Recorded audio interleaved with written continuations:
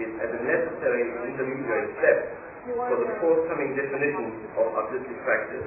Remember when I was Heidi worked in the In government? 1921, the leader of the working group of objective analysis,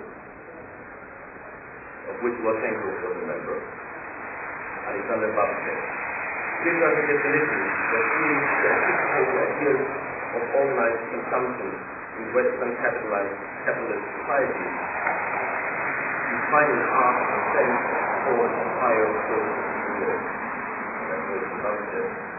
Art is an informed analysis of the concrete task which social life poses. If art becomes public property, it will organize the consciousness and psyche of the masses by organizing objects and ideas.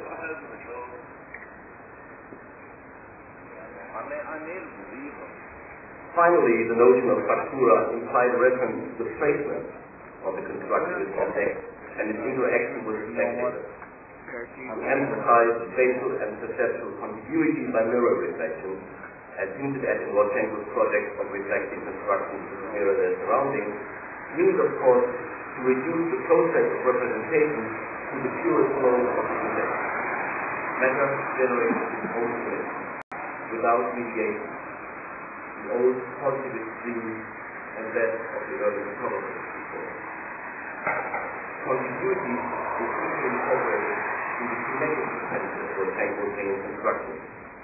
Their movement by touch or air current literally entangles the viewer in a process of assimilating his or her own movement in time and space.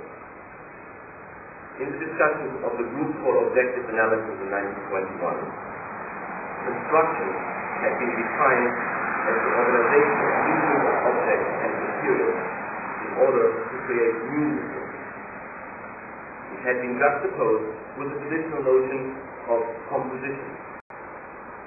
Barbara Stepanova writes in 1921, quote, "Composition is the contemplative conception of the work of art.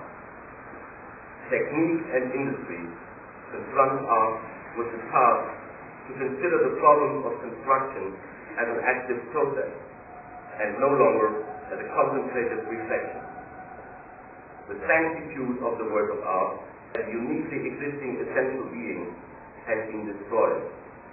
The museum, once the vault of those sacred objects, has become an archive."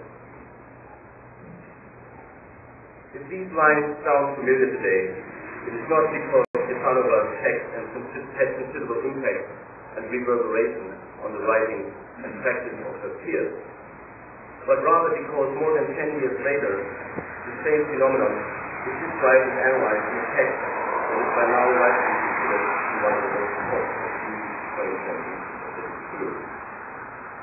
We are, of course, speaking of Walter Benjamin's essay, The Work of Art in Asian Mechanical Reproduction from 1935, and we suggest to compare the following lines from this essay on Dadaism with Stepanova's observations on the function of construction, factura, and factility. Quote, "What they, the Dadaists, see by these means is the relentless destruction of the aura of their artwork, on which they stem the signs of the reproduction by their means of production. Here, contemplation, which degenerated in bourgeois behavior into a pattern of antisocial behavior, counteracted by distraction and variation of thought."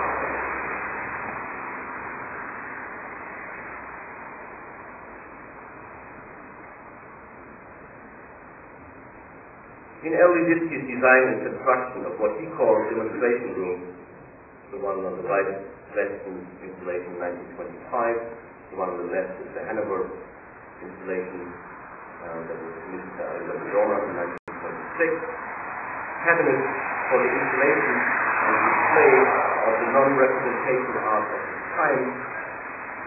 We find the historical observations by Stepanova and their subsequent theorization by Benjamin put into practice was fulfilled for the first time in the Liditzky career, displaying that art and architecture were integrated in the stolen world, the transit station from painting and architecture. Here, in these